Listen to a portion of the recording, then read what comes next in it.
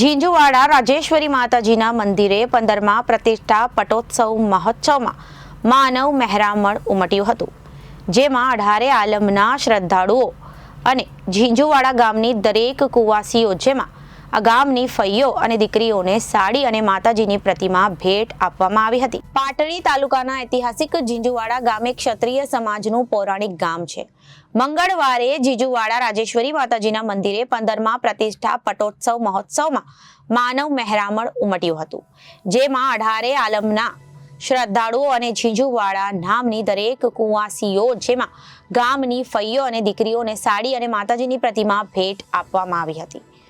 ઝીંઝુવાડા રાજેશ્વરી માતાજીના મંદિરે લાલા મહારાજ સહિતના વિદ્વાન ભૂદેવો દ્વારા શાસ્ત્રોક વિધિ અનુસાર 11 પાટલા સાથે ભવ્ય 11 કુંડી નવચંડી હવન કરવામાં આવ્યું હતું અને સવારે નીકળેલા ભવ્ય વરઘોડામાં હેક ઠેઠ અભૂતપૂર્વ માનવ મહેરામણ ઉમટ્યું હતું.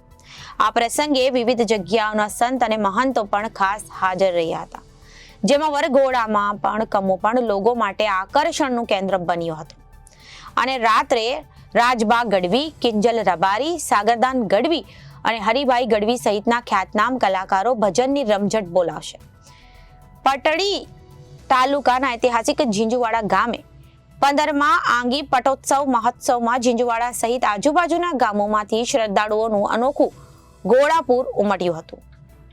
Bureau report, Janadesh news, Jhinjhuwada.